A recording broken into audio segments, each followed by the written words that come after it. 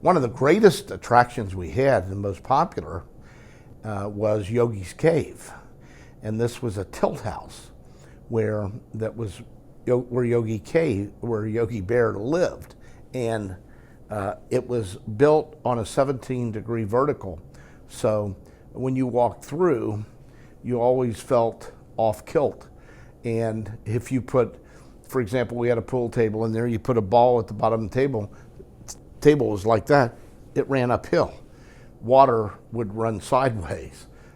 You could take a broom and stand a broom up and it would stand.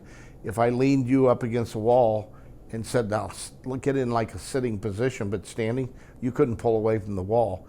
And it was funny because when the carpenters were in there building this ride for 6 months, they come out, it was like they had 4 martinis. They put their hammer down here, and the hammer would slide up the hill of the way it was built. They called them tilt houses. Knott's Berry Farm had one for years. It was successful. It's something that somebody should bring back because everybody loved it.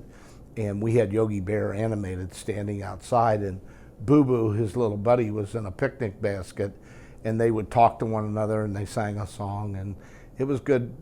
It was a great attraction. Everybody could do it. Children, teens, adults, everybody loved it. Apple turnover, I bought that. We had that down on the lake's edge. There was a little area we called Walks Brothers, Meacham and Runyon Circus area, and that was the anchor at the back of that. King Kobra. I bought the King Kobra. I bought it in Japan from Togo, and I bought 2 of them actually. I bought one for King's Dominion and one for Carowinds. It was the first launch coaster, and it was, sorry, I did not buy that in Japan. I bought that from Schwarzkopf. We used the name King Kobra there, and then we used it later at Kings Island. But that ride was the first launch coaster, and it had the silo at the end of it where the counterweight would drop and launch the people. And the funny story there is they had gotten the ride ready to go, and they asked me to come down and watch it, and they had it filled with sandbags. And so they dropped the counterweight, and the ride launched out. I'm standing there with Mr. Schwarzkopf and all of his engineers, and as the ride went up into the loop, it hesitated for just a split second. The 2 sandbags in the front seat fell out. The car went through the loop and caught him in the back seat. They caught the sandbags in the same car. And I looked at Mr. Schwarzkopf and I said, well, this is very good to know, very satisfying. I know now if our guests fall out, I'll catch them in the back of the car. So we had to rework it a little bit, and it was fine. That ride from there was sold to England, and then 20 years later, I bought it and put it in from England and put it in Brazil, and it's still in Brazil. The mountain. Because we were competing so directly against Busch Gardens, we really had to have great new ideas that hadn't been done. We couldn't put in the monsters and the scramblers again, and we came up with the idea for the Lost World. And this would be a mountain that housed 3 different rides: the Time Machine, Journey to the Land of Dews, and Voyage to Atlantis. So we had a flume ride, a train ride, and a centrifugal force ride. And it was a major undertaking. It was the biggest capital expenditure that we had ever made in any of our parks. It was about,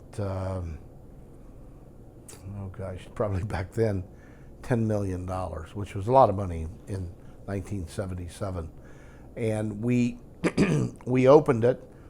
People loved it, but it was a difficult year. We had bad weather that year. We had economic downturn again, and the people didn't come out in droves the way we had hoped they would. Had nothing to do with the ride or the experience. It was just the general conditions of the time. So it went through its evolution. It became the Smurf Mountain, and they changed some of the rides inside. And I think today it has a roller coaster in it. I can't remember the name of it. Volcano comes out the top and drops down. But it was really unique because there was only one other mountain in the industry, and that was in California, Disneyland, the Matterhorn. So it was awe-inspiring to build this because it was all steel and gunite, sprayed concrete. So, and it's still there 40 years later, 42 years later, whatever it is now. Tell us what you said about the Volcano Bay. Volcano Bay, it's interesting. When Volcano Bay opened this year in Universal Studios, Florida, I saw the first rendering of it. I looked at it and went, well, that's a lost world at King's Dominion. And we took the renderings of theirs and the old renderings I'd had of the lost world. They're identical. Same shape, same size, same everything. One has water pouring out of it. The other one had cars and things coming out of it. So it's amazing. We had a good idea 40 years ago. Just needed good weather.